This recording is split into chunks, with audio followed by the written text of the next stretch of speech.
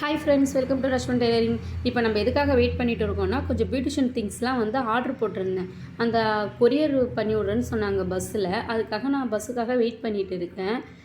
நிறையா வந்து நான் நேரில் போய் தான் வாங்கிட்டு இருந்தேன் பர்ச்சேசிங். கொஞ்சம் பொருள் மிஸ் பண்ணிட்டேன். அதனால் வந்து பஸ்ஸில் கொரியர் போட்டு விட்றோமா அப்படின்னு சொன்னாங்க. ஏன்னா நம்ம ரொம்ப லாங்காக போய் பர்ச்சேசிங் பண்ணுறோம். இங்கேருந்து 3 ஹவர்ஸ் நம்ம போய் அதை பர்ச்சேசிங் பண்ணுறதுக்கு. அதனால் பஸ்ஸில் வரட்டும் அப்படின்னு நானும் விட்டுட்டு பஸ்ஸு வரும்னு சொல்லிட்டு 1/2 ஹவராக வெயிட் பண்ணிட்டு இருந்தேன். ஏதோ பஸ்ஸு வந்துடுச்சு.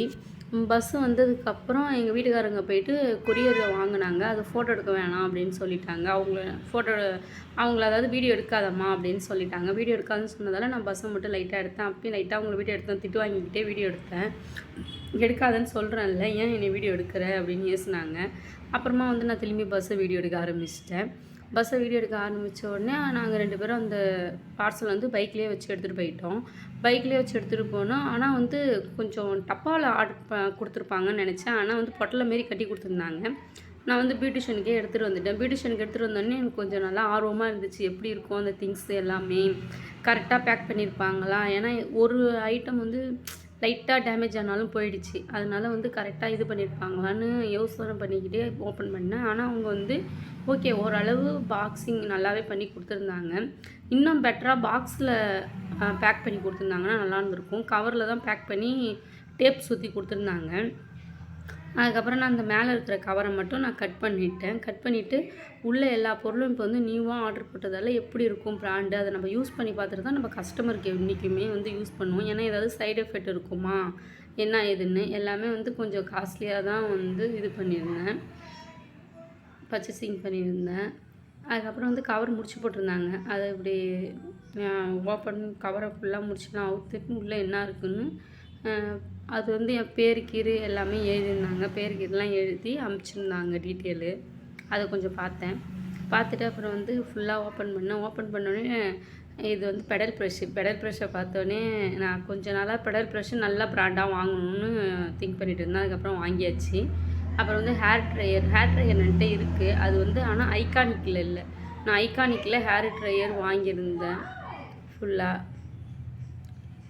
அப்புறமா வந்து இந்த டை கலர் எல்லாமே வந்து கொஞ்சம் இதுவாகவே வாங்கியிருந்தேன், பர்ச்சேசிங் பண்ணியிருந்தேன், கெமிக்கல் இல்லாமல். அப்புறம் த்ரெட்டு, அப்புறம் வந்து சேஃப்டி பின். இந்த சேஃப்டி பின் பாக்ஸாக வாங்கி வச்சுக்கிட்டா தான் நமக்கு. அப்புறம் ப்ளீச்சிங் வாங்கியிருந்தேன், ப்ளீச்சு. அப்புறம் வந்து இது ஷாம்பு, ஆப்பிள் ஷாம்புன்னு கொடுத்துருந்தாங்க. அது நல்லா தான் இருந்துச்சு ஃபுல்லாக. அப்புறம் ரோஸ் வாட்டர் எல்லாமே வந்து கொஞ்சம் ஒன்று அப்ளை பண்ணியிருந்தேன். ரோஸ் வாட்டர் நல்லா வாசனை வந்துருந்துச்சு. அப்புறம் கிளென்சிங் மில்க்கு இதெல்லாம் வந்து பழசு என்கிட்ட இருக்குது. இருந்தாலும் நம்ம வந்து கொஞ்சம் 1 இயர் ஆகிடுச்சு. அதனால் நான் யூஸ் பண்ணல. அதனால் வந்து நியூவாக வந்து எல்லாமே பர்ச்சேசிங் பண்ணிட்டேன். எல்லா பொருளுமே ஒன்று எடுத்து வச்சு பார்த்துட்டு இருந்தேன். எல்லாமே நல்லா இருந்துச்சு, குவாலிட்டியாகவும் இருந்தது ஃபுல்லாக. இப்போ பியூட்டிஷியனுக்கு எடுத்துகிட்டு போனால் நான் சீப்லாம் வந்து அப்பப்போ மிஸ் ஆகிடுது. அதனாலே வந்து சீப்பு வாங்குறதே நம்ம வந்து பியூட்டிஷியன் அமௌண்ட்லாம் போயிடும் இருக்குது.